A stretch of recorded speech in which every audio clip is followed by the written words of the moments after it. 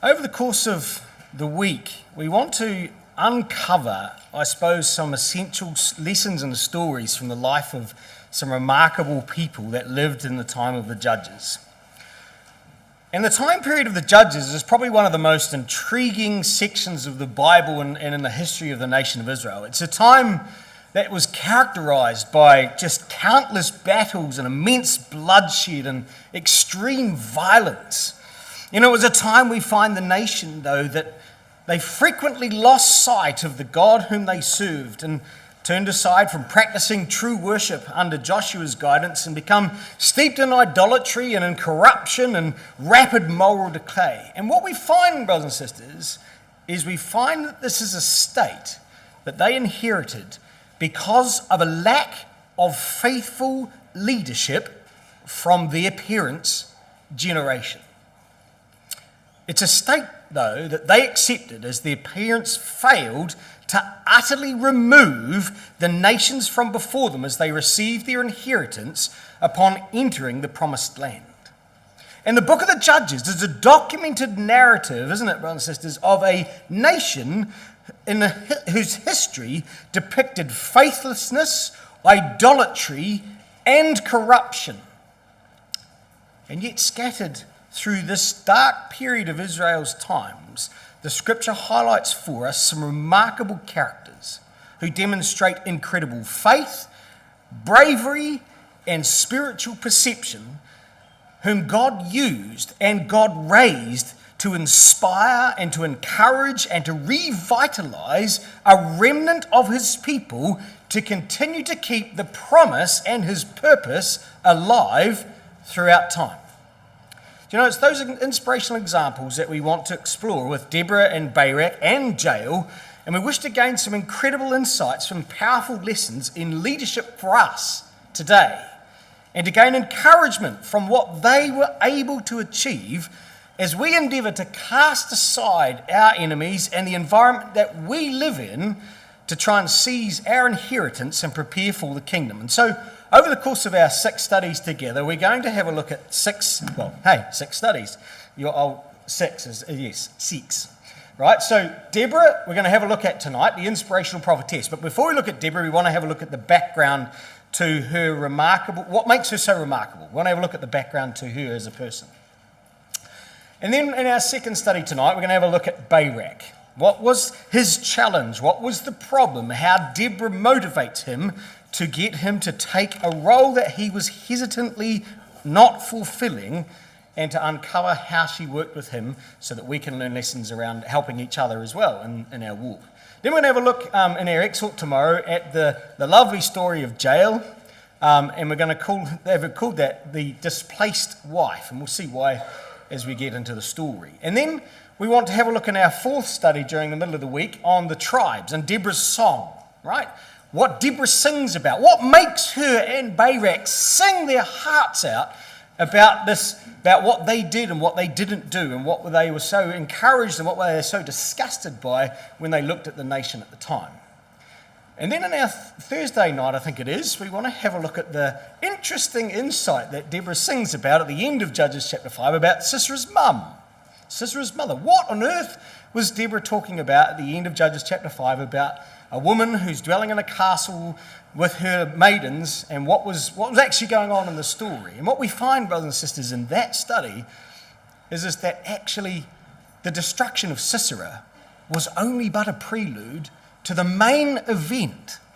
That actually Sisera's destruction was actually just a catalyst for the nation to respond and to seize their inheritance that they had failed to take. And that's what Deborah and Barak are going to sing about. And Sisera's mum, well, she was the queen of the empire, and of course the type is absolutely obvious with Armageddon and the subjugation of Europe, with this woman who dominated a castle. And then what we want to do in our final study together, or the exhort on the following Sunday, is to have a look at this expression, leading captivity captive. What does Paul see in Deborah's song and in David's commentary that gets pulled from Moses that was so remarkable about what Christ accomplished in how he led and what that demands of each and every one of us in terms of our response and our leadership and our ecclesias? So, that's the course of the next 6 studies. Hopefully stay with us as we endeavour to go through this remarkable story.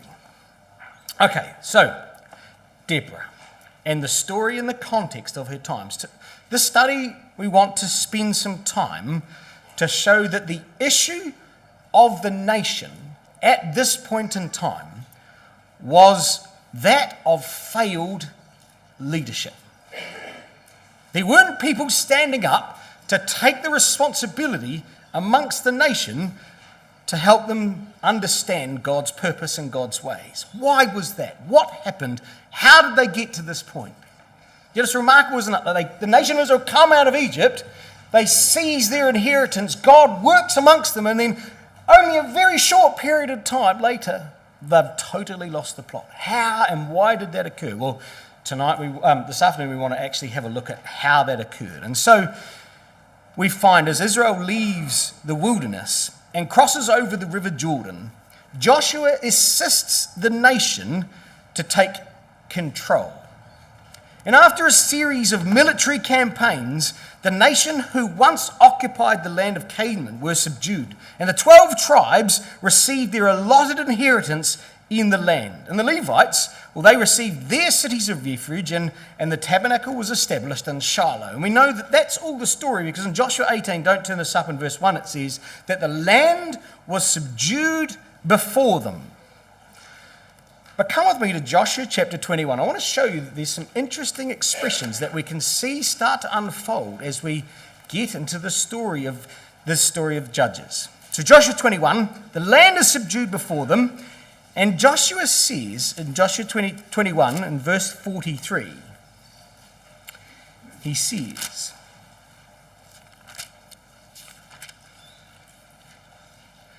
right, so thus everyone in their suburbs were given to the Levites, this their inheritance. And it says in the summary of Joshua 21, and of course if you went through the back of Joshua 21, it's the allocation of the cities of refuge and the inheritances of Levi. But at the end of that chapter, it says in verse 43, Joshua 21, and Yahweh gave unto Israel all the land which he sware to give unto their fathers, and they possessed it and dwelt therein. So they received all of it. It was the land, notice, that he sware unto, here's your colouring in pencil, their fathers. Right? And Yahweh gave them rest all about according to all that he sware unto their fathers. And there stood not a man of all their enemies before them. Yahweh delivered them all their enemies into their hand. There failed not aught any good thing which Yahweh had spoken unto the house of Israel. All came to pass. Can you get the emphasis of Joshua 21? That God promised that he would give unto their fathers everything that he said. And exactly what he promised he gave. And he gave it unto their fathers. All came to pass that Yahweh had spoken unto the house of Israel. All of it came to pass. And so, brothers and sisters and young people, under Joshua's leadership and under their guidance, the tribes took their inheritance. And whilst the work was started, there remained yet work to be completed. Whilst the land had been subdued before them, the nations amongst them had not yet fully been eradicated. They had to yet finish what Joshua had begun. And Joshua knew that, and he knew the importance of that, and he calls the nation together in Joshua chapter 23. Come with me to Joshua chapter 23. So they had begun, they had subdued the land, all their enemies had been given into their hand, everything God had promised them had happened, and Joshua knew that there was a lesson still that they had to finish. And so he calls the nation together at the end of his life to warn them and to exhort them and to encourage them to complete the task to remain faithful to their obliteration of their enemies. And so in Joshua 23 and verse 1 it says, and it came to pass a long time after Yahweh had given rest unto Israel from all their enemies round about, that Joshua waxed old and was stricken in age. Joshua can no longer lead in front of them. And Joshua calls the nation of Israel together and says to them, calls for the elders, notice, and for the heads and for their judges and for their officers. Why does he do that, brothers and sisters and young people? Because he's wanting to inspire the leaders amongst the nation to continue the work that he now can't do. He calls for the leadership amongst the nation, and he says to them, I'm old, I'm stricken in age, and ye have seen all that Yahweh your God hath done unto you, all these nations because of you.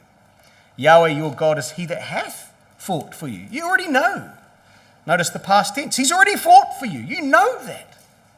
So he says, behold, I have divided, verse 4, unto you by lot these nations that remain, to be an inheritance for all your tribes, from Jordan, with all the nations that I have cut off, even unto the great sea westward. And Yahweh your God, he shall, here's the future, he shall expel them from before you, and drive them from out of your sight, and ye shall possess their land as Yahweh your God hath promised you.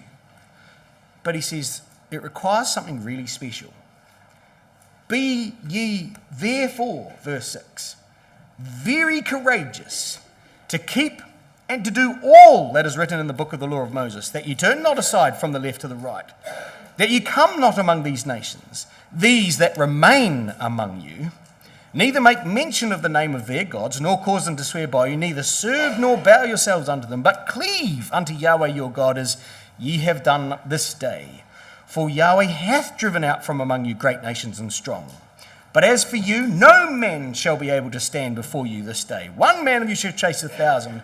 For Yahweh your God, he it is that fighteth for you, as he hath promised you.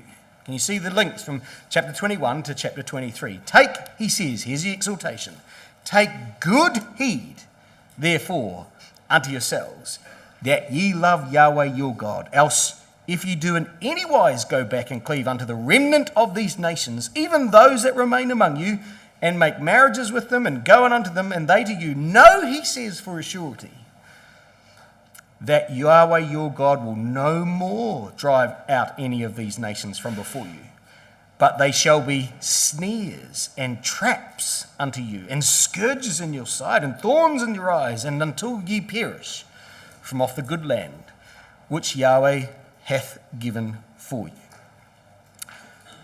And so Joshua's message was pretty simple. His exhortation was it: remove them, or be removed yourself. It's simple. You've got to finish the job we've started, else you will be removed. Watch out for these nations, and just in your mind, just remember that. Verse 13, know for a certainty that Yahweh your God shall no more drive out any of these nations from before you, but they shall be snares and traps. Notice that. We'll see that's exactly what happens in Psalm 106. And so they had to be very courageous.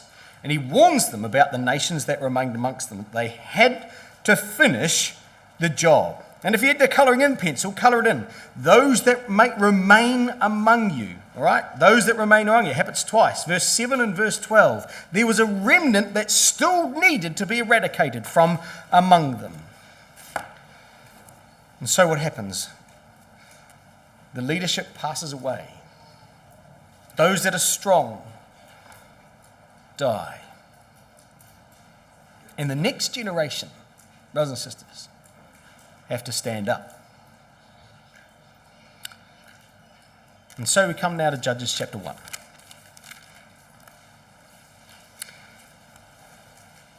And so what happens now is Joshua dies. Verse 1 of Judges chapter 1, it says, now after the death of Joshua, it came to pass that the children of Israel asked Yahweh, saying, who shall go up for us against the Canaanites first to fight? Let's take Joshua's expression and Joshua's words, and let's finish the job.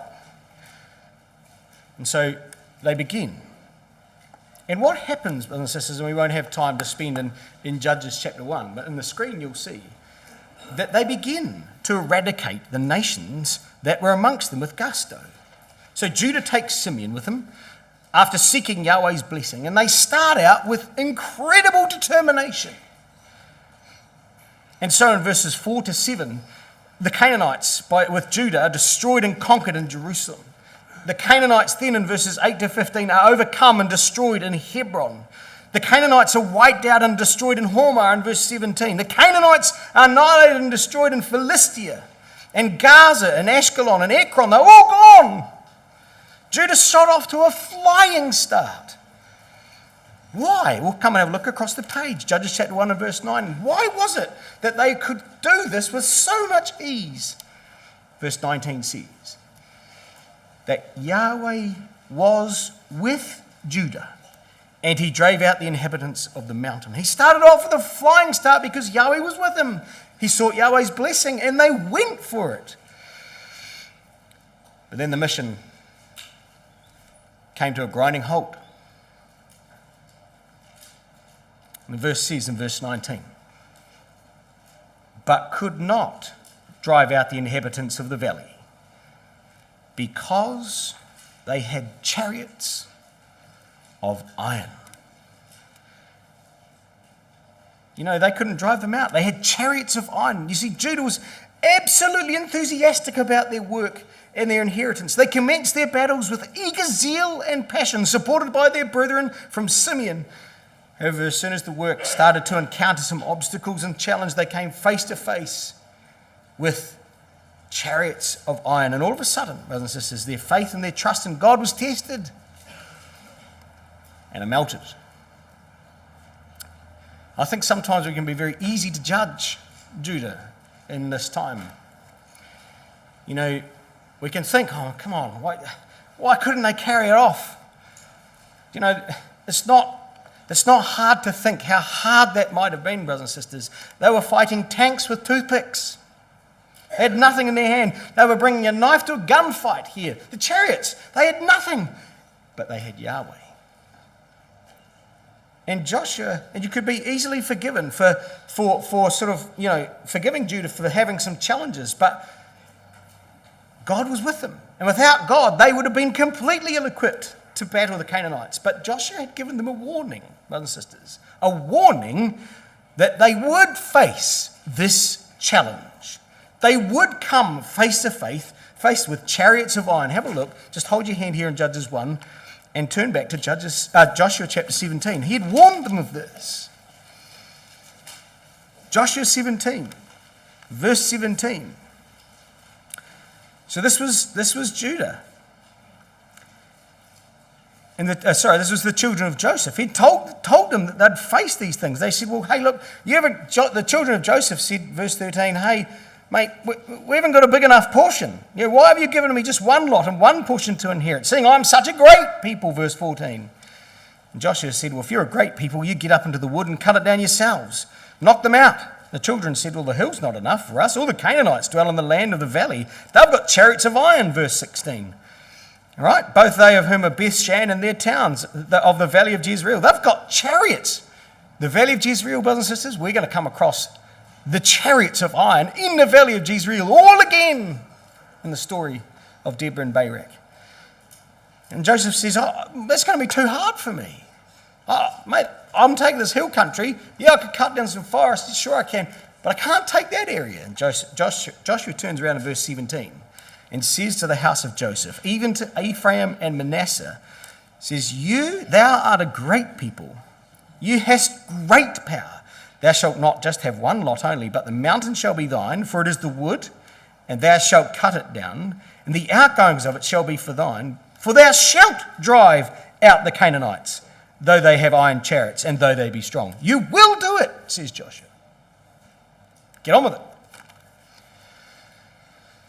And so Judah encounters chariots of iron, and their faith melts before them. He says, listen, you're going to face that issue, and you need to be strong enough to have courage that God is strong enough to help you. But you know, here's the sad thing about Judges chapter 1. Because Judges 1 is now going to depict for us what happens when one person or one tribe fails to finish the job. You see, it was Judah's faithless leadership, because of chariots of iron, that now set up a disastrous precedent for the other nations who failed to completely eradicate their challenges in their inheritances. Judah was first, but tribe after tribe after tribe now failed to drive out the inhabitants from the land. Judah first, verse 19. They could not utterly drive out the inhabitants of the valley. But then Benjamin could neither, verse 21. Neither did Benjamin drive out the Jebusites. Neither could Manasseh, verse 28. Neither did he utterly drive them out. Verse 29, Ephraim. Neither did Ephraim drive out the Canaanites. Verse 30, neither did Zebulun drive out the inhabitants. Verse 31, and Asher, neither did Asher drive out the inhabitants. And they just coloured the pencil and right across. They could not utterly drive them out, did not utterly drive them out, did not do it. One after the other. Judah, Benjamin, Manasseh, Ephraim, Zebulun, Asher. One tribe cascades now amongst the nation. And what, like mould, brothers and sisters, that fear and cancer now permeates the remaining tribes. In verse 33 it says, and Naphtali, neither did Naphtali drive out the inhabitants. Naphtali, that's Barak's tribe. And so like mold and cancer, the faithlessness of one tribe began to spread and infected the remaining tribes until ultimately Israel compromised their divinely appointed position and purpose. They lost their faith, lost their inheritance. So much so, brothers and sisters, that Psalm 106, verse 34 to 43 says, we won't read all of it, but here's a section. They did not utterly destroy the nations concerning whom Yahweh had commanded them, but were mingled among the heathen and learned their works.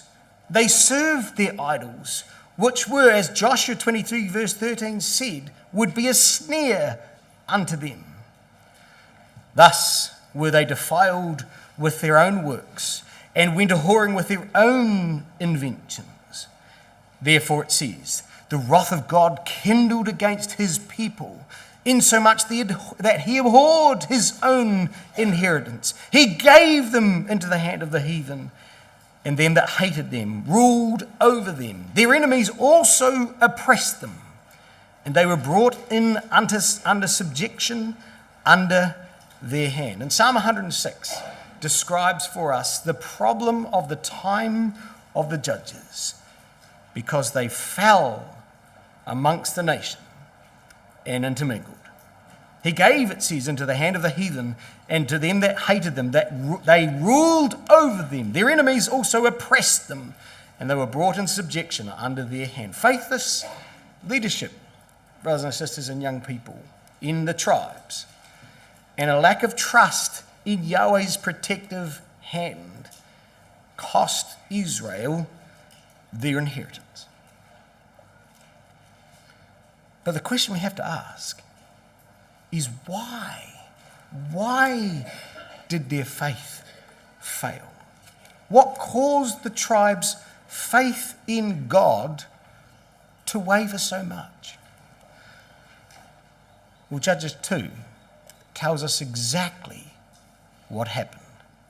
Come with me to Judges chapter 2 and verse 6. Here's the summary of why their faith failed. So Joshua 2 verse 6 says, and when Joshua had let the people go, the children of Israel went every man unto his inheritance to possess the land.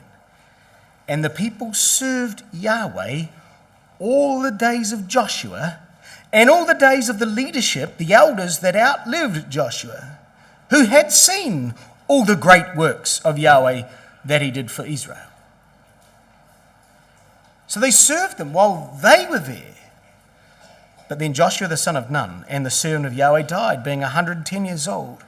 And they buried him in the border of his inheritance in Timnath-Heres in the mount of Ephraim on the north side of the hill Gash. And also, verse 10 says, that generation were gathered unto their fathers. So everyone that surrounded Joshua that had seen them, and all the elders and the leaders that were there at that time that had seen the great works that Yahweh did, passed off. And now, says verse 10, there arose another generation after them, which knew not Yahweh, nor yet the works that he had done for Israel. And the children of Israel did evil in the sight of Yahweh. They served Balaam. They forsook Yahweh Elohim of, here's the expression, their fathers, which brought them up out of the land of Egypt, and followed the other gods, the gods of the people that were round about them, and bowed themselves unto them, and provoked Yahweh to anger. And they forsook Yahweh and served Baal and Ashtaroth. And the anger of Yahweh was hot against Israel, and he delivered them into the hand of the spoilers that spoiled them, and he sold them into the hands of their enemies round about them, so that they could not any longer stand before their enemies. Brothers and sisters and young people, what was the problem? What caused their faith to fail? The answer, says the record in Judges chapter 2, was that the parents failed to transfer and to inspire the next generation, and failed to pass on the mantle of leadership and responsibility to their children who hadn't witnessed the power of God in conquering the land. They failed to demonstrate in that next generation the same fervency and zeal that they themselves had. And so what happened, brothers and sisters, was that they forsook Yahweh Elohim of their fathers and served Baal and Ashtaroth. You see, the problem is that the parents failed to transfer the truth. But just as devastating, the children didn't stand up and grab it with both hands to personalize the truth for themselves. Oh, brothers and sisters and young people, here's an enormous lesson for all of us when it comes to leadership and the truth. See, there's a lesson first and foremost to parents, to leaders, to elders, those that have position of responsibility. You see, many of those have grown up. They've been in the truth for quite some time. They've experienced life. They've experienced the trials. You've seen the hand of God working in your life. Brothers and sisters, it's imperative now that we invest in the future with the next generation, because they have to play a leadership role when we're gone.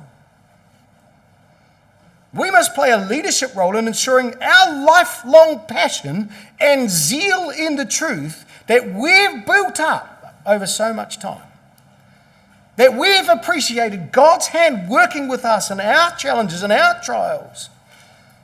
We've got to hand that in all responsibility to the next generation. We've got to allow them room to grow, to develop in the truth, realizing that they are just starting out on the same journey that we've already embarked on many years before. And we've got to let them grow, make mistakes, and develop. It's a process, brothers and sisters. It's a journey that takes time and patience and diligence and trust.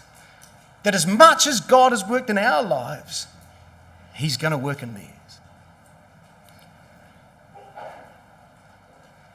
And we've got to cherish that next generation. We've got to encourage that next generation to grow the same zeal, the same passion, and the same energy in service in the truth. If they're ever going to have the ability to hold on to that and pass that to the next generation. And I think sometimes it's very easy to be upset, build resentment, be impatient, become bitter, that people haven't got the same tenacity or the same fervour that we had at their age. We've got to grow that. It's our responsibility. We've got to guide it gently. We've got to encourage it fervently. And above all else, make room for them to grow into the role of leadership so that they too can personalise the truth in the same way as we did. You see, brothers and sisters, this role, isn't optional. It's imperative. It's our responsibility. It's our duty in the truth to ensure the truth remains alive and to trust that God will protect it and them to grow and to develop. It's our responsibility to pass the mantle of that responsibility to the next generation, and the truth depends on it, brothers and sisters. Because if we don't do it, it's pretty obvious what happens. So enough about the responsibility of parents and elders amongst the ecclesia. What's the responsibility for young people and for those that are growing up in the truth? Well, so I'll put myself in this bracket as well.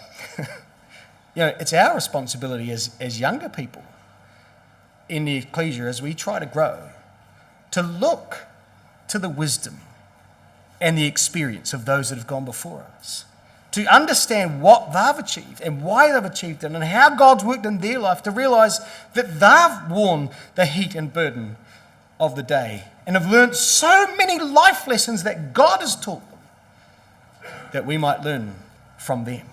Many have walked most of their life in the truth, and they bear the scars and the experience of trials both won and lost.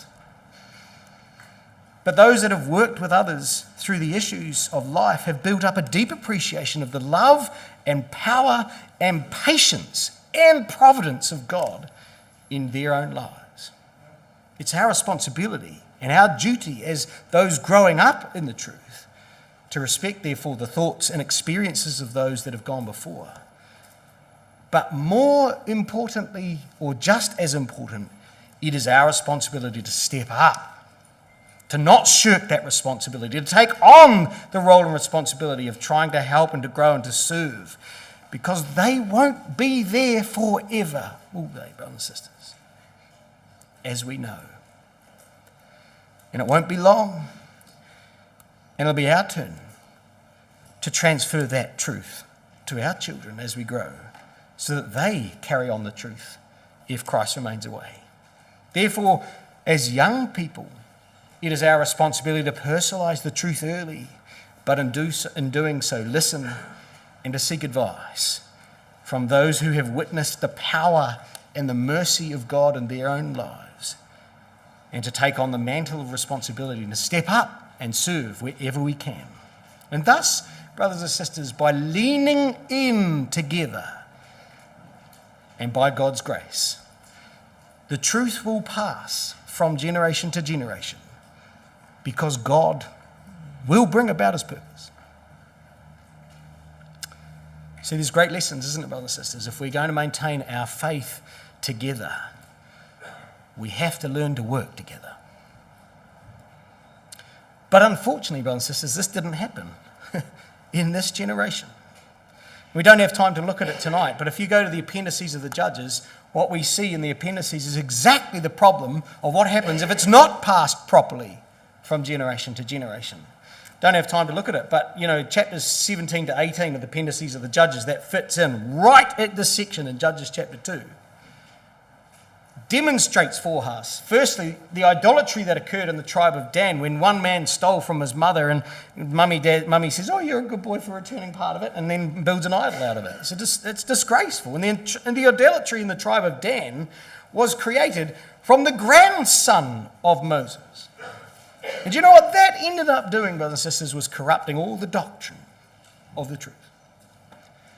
And then in chapter 19 to 21, we see the story of the Levite who has a concubine who's abused by the men of Benjamin and cut up in pieces and sent around the entire 12 tribes. And the story of this in chapters 19 to 21 is the immorality in the tribe of Benjamin was caused because of the grandson of Aaron. And this demonstrates a problem with the corruption of practice. And these two stories encapsulate the challenge of the time of failed leadership and transferring the truth from generation to generation, and how quickly that can happen. The appendices, we know, begin and end with a catchphrase that summarise the time of the nation of Israel. Judges 17 verse 6, And Judges 21 verse 25, the encapsulation of those appendices says that in those days there was no king in Israel, but every man did that which was right in his own eyes. Do you know, sometimes we can mistake the thinking of this expression, meaning that they just did whatever they wanted. But I don't think that that's quite true. I think it's slightly worse than that. You see, I don't think necessarily it means that they did whatever they wanted.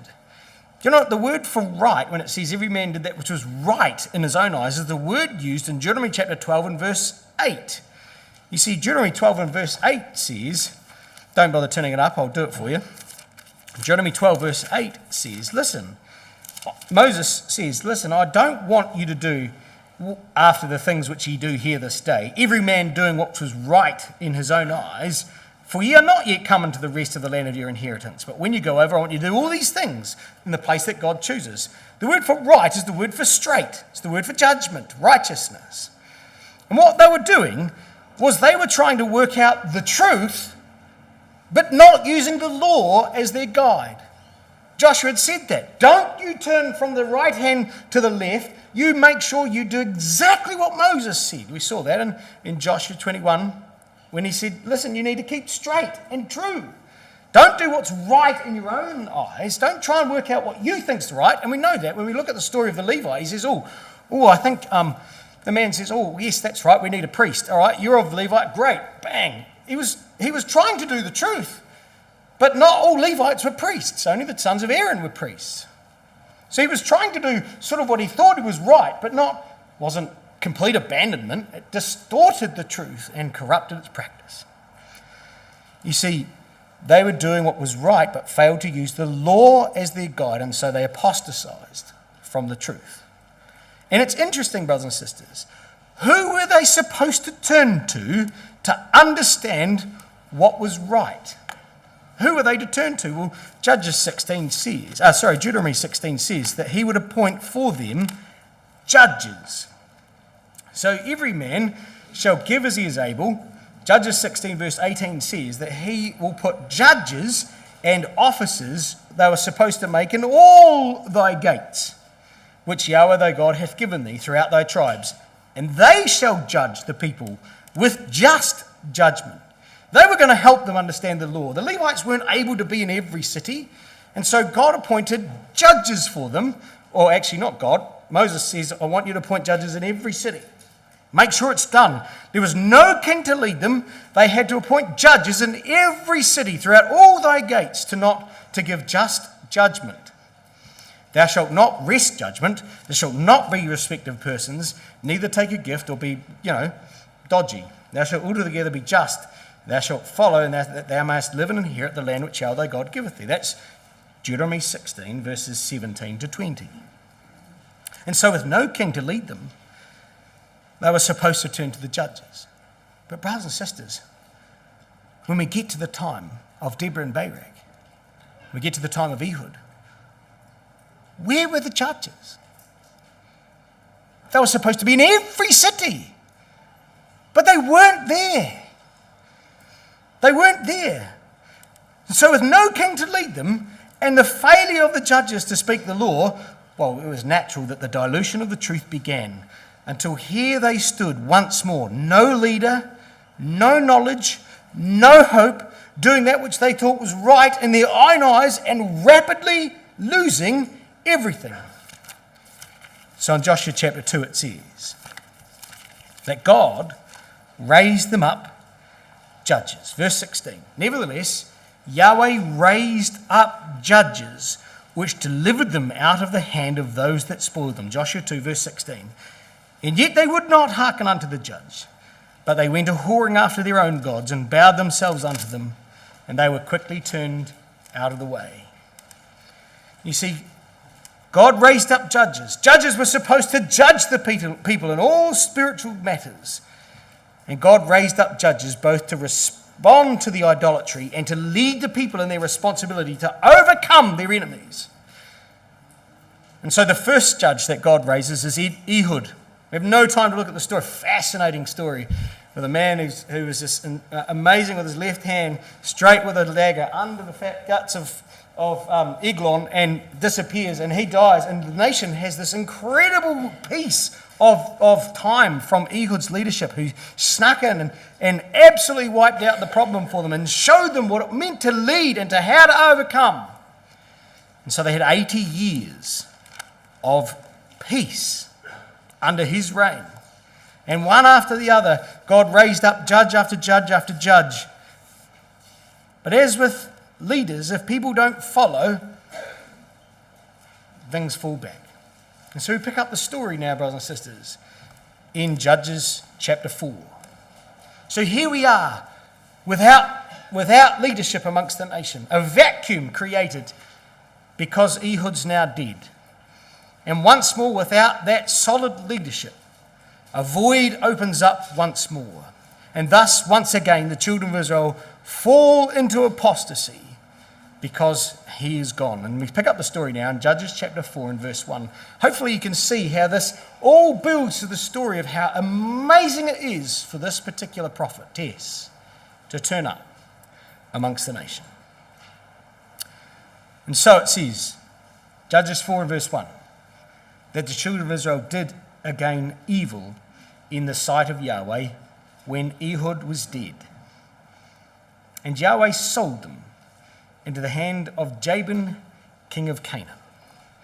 You see, Ehud had provided a secure environment through God's assistance, both military and spiritual leadership. The people ought to have leveraged this time. 80 years he gave them to consolidate their inheritance, but they failed to capitalize on the opportunity.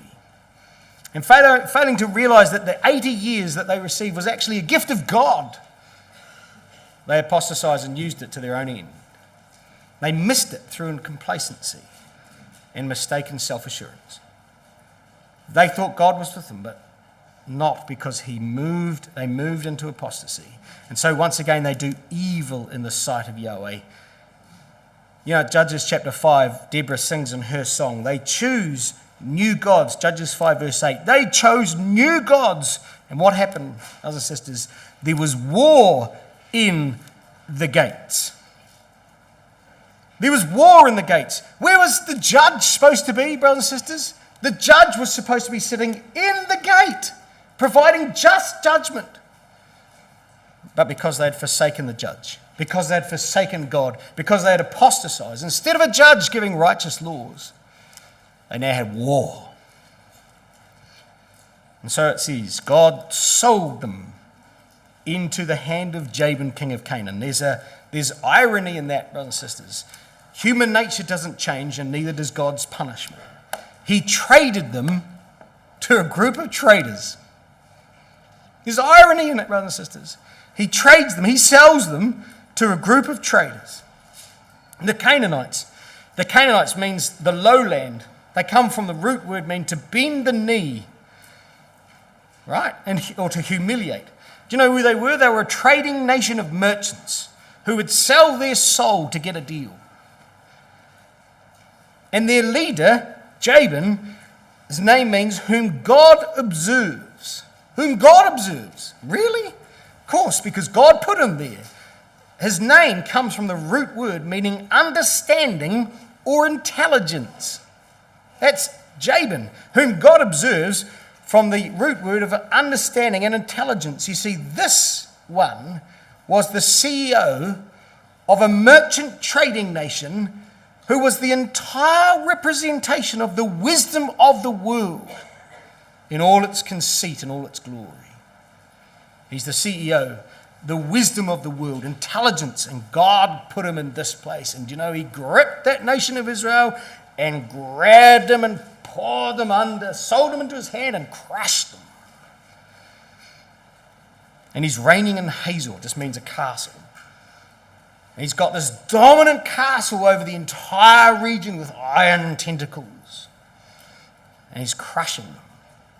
And he rules over the vast area from the land of the north of Galilee right down through the Jezreel Valley. And how did he dominate these people? Well, it says that he had Sisera and 900 chariots of iron. Do you know, it's very easy, brothers and sisters, to read through this story and to read that there was a hand of Jabin, king of Canaan, who reigned in Hazor. But brothers and sisters, if we had done our readings, we would know that this had already happened not long ago.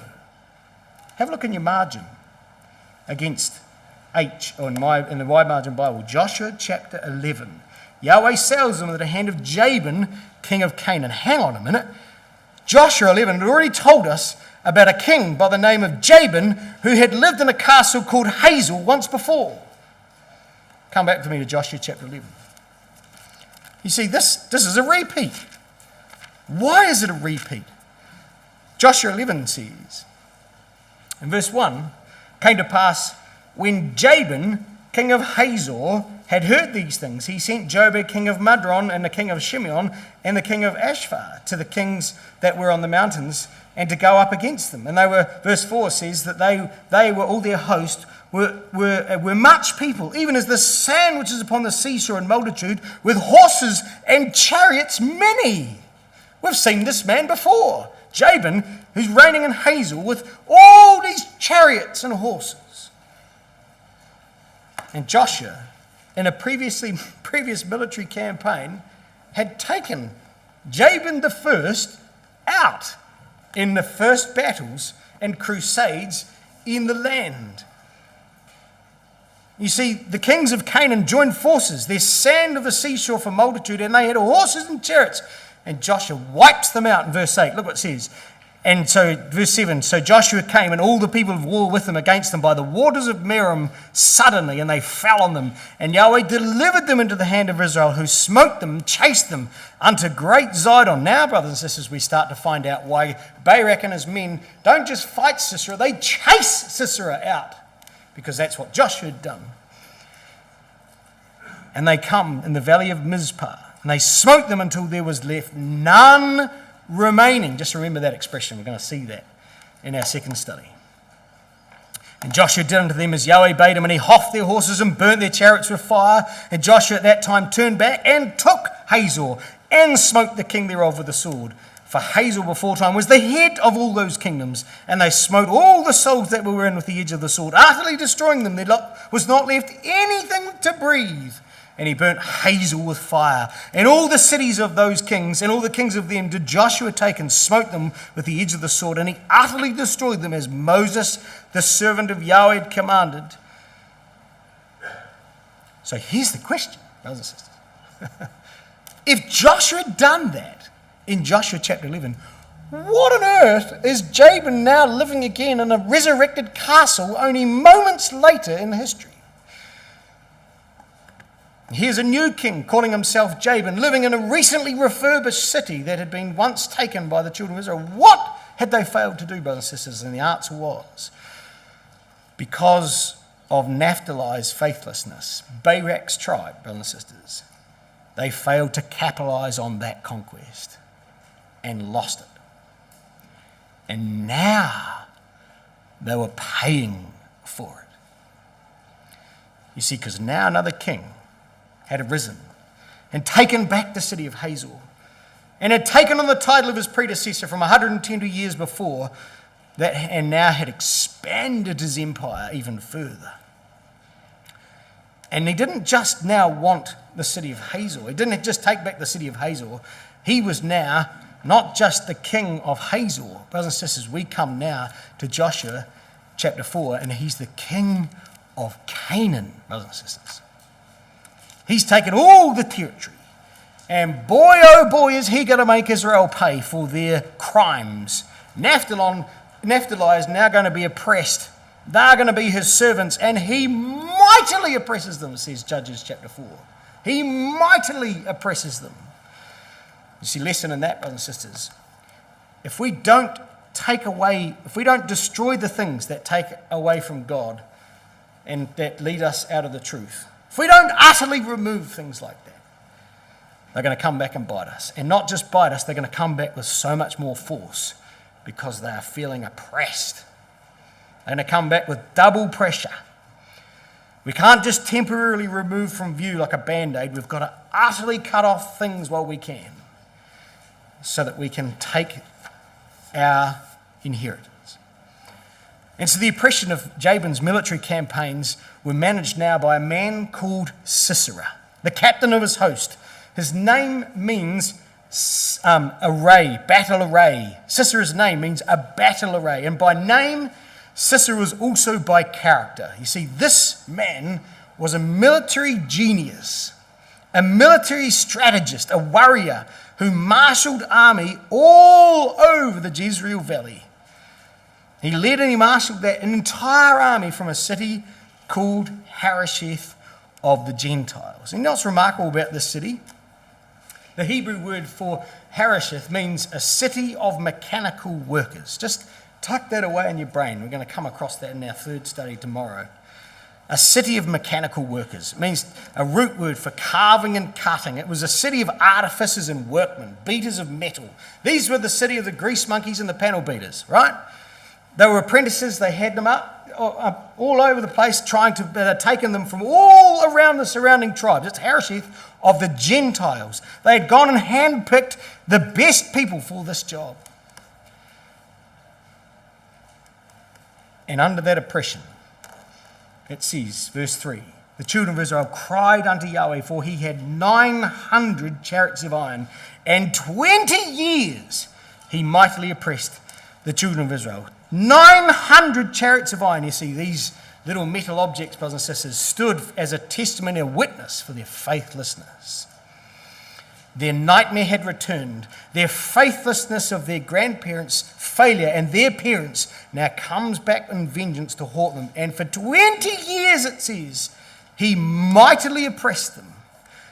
You know, the word mightily is only used 2 other times in the Old Testament, and it's a word that is used of entire dominant strength and force. And the word oppression is used only really to describe Israel's oppression from the Egyptian bondage and slavery. Mightily upon it. It was the worst oppression Israel had ever faced. It was worse than Egypt. It was worse than Eglon, and it lasted for 20 years. Brothers and sisters, that's what happens when we don't utterly remove things that cause us problems. How bad was it, brothers and sisters? How bad was that oppression? Well, it says, Judges chapter 5 and verse 6, it was so bad in the days of Shamgar, in the days of Anath, in the days of Jael, the highways were unoccupied and the travellers walked through byways. That's how bad that oppression was. Judges 5 verse 6. It was so bad that they were scared to travel between cities. And if they had to, they'd use the goat tracks from the back country just in case. It was worse than COVID. It was tough. And you know what? It says, when it says that the highways were unoccupied and the travellers walked through the byways and the inhabitants of the villages ceased. They ceased in Israel. It means to come to an end. The main arteries for food were closed. The main way of getting things around the country was gone. Anyone wanting getting around to travel had to travel through the gnarly goat tracks of the back country. No one moved around. Food was scarce. Trade was not existent. The noose of Sisera and Jabin grew tighter and tighter as the mighty oppression sank Israel into complete and utter depression. And it's into this scene of utter misery and oppression and depression we're introduced to one that gave comfort. Deborah, it says, was a prophetess, the wife of Lapidoth. She judged Israel at that time, and she dwelt under the palm tree of Deborah between Ramah and Bethel in Mount Ephraim. Deborah, her name means a bee. And really it's a reference to its systematic instincts and processes. I've had a bit to do with bees in my time. Happy to talk about them. They're remarkable. The thing about a bee is they are really organised. So the idea of to be systematic in its instinct and its processes means that she was ability to arrange things. That's what the root word means, to arrange. And it refers to, in this term, her voice. She was obviously capable of putting things together in a way that made sense. She could arrange words of counsel. Deborah was a bee, and one could refer to all her diligence as a worker as she was.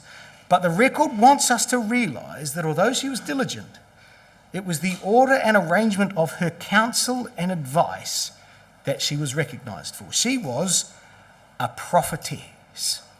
You know, it's remarkable when you look, we don't have any time to look at it. Psalm 19, Psalm 119, the sweet counsel of wisdom is going to reward like honey. You ever look at those expressions? Honey is sweetness. Psalm 19, verse 9 and 10, and Psalm 119, verse 103. And this woman was able to provide food that was so delicious that the nation came day after day. Because in a spiritual wasteland and in a vacuum of leadership, in the time of the judges, her refreshing counsel of her judgment would have come as relief to the people that sought counsel from her. She's the prophetess. Do you know, what is the work of a prophetess? Well, Deuteronomy 18 says that the work of a prophet was to expound God's mind and to expound God's message. She had been moved by Yahweh's words and had prophesied of their oppression and God's judgments at the hand of Jabin due to their idolatry. And this, therefore, brothers and sisters, I believe, earned her a reputation among them as speaking God's mind and God's message. And all Israel, it says, came to her for judgment. Do you know that's remarkable, brothers and sisters, because judges were supposed to be appointed in every city. In every city, there was supposed to be a judge, Deuteronomy 16. And yet here, all Israel were coming up the goat tracks to receive advice from this remarkable woman. Where were all the other judges, brothers and sisters and young people? Leadership had failed. The inhabitants, it says, Judges chapter 5 and verse 7 says that the inhabitants of the villages ceased. The words really mean the leaders or the chief rulers disappeared. Leadership completely gone. The place where the judges should have been, there was war happening in them. Leadership was gone. It's better translates the idea of the inhabitants of the villages. It's the chieftains or the rulers were gone. Leadership was disappeared. As a result of failed leadership, idolatry had entered the land, and thus God punished them. And because of this mighty oppression, all Israel had to scurry and dart from bush to bush, down the byways and the goat tracks, to seek the counsel from this remarkable woman. And she dwells under the palm tree of Deborah. We don't have any time to look at it, but the palm tree is a symbol of righteousness. And she dwells between Ramah and Bethel, the high place and the house of God. They knew where she was. They knew what she stood for. And therefore she was capable of giving advice. The palm tree, the upright, righteous palm tree. And Deborah came at a time of immense leadership vacuum and stood up and took on the responsibility of serving her brothers and sisters. You know, that's a lesson for us out of this study, brothers and sisters, if we haven't already got a few lessons. You see, leadership is service, not a position. You see, when times are tough, when the way is difficult, when we see people under stress, trial and anguish, whose responsibility is it to provide the support and to serve? The answer is it's each one of us that needs to see the need and step up and serve. You see, not everyone is going to be leaders like Barak, who are going to lead from the front, charging off into battle and leading the way. Not everyone can do that, brothers and sisters. But everyone can show Deborah-like leadership, to care, to show love, to offer support, to offer counsel in times of trial and hardship, and particularly in those times, leadership is needed. Leadership is not a position. Leadership is seeing a need and serving. We've each got to step up and show that we care. We can't just wait and expect others. You know, here am I, send him is not the spirit of the Bible, is it? we've got to step up and show care. We're not wait for others to stand up. With care and love for one another is a requirement and a commandment of our Lord, who demonstrated leadership by service to those he loved. We've got to do the same. True leadership is all about the inspiration of others by the power of positive example through service. True leadership is like that, isn't it, brothers and sisters? It's about the inspiration of others by the power of positive example through what we do. And we're going to see and witness in our next study just how Deborah was so brilliant at that, and how she was able to carefully and thoughtfully and lovingly but sternly empowers Barak, the hesitant commander, to lead, and who then will inspire others to lead himself and to serve and overcome their oppressors.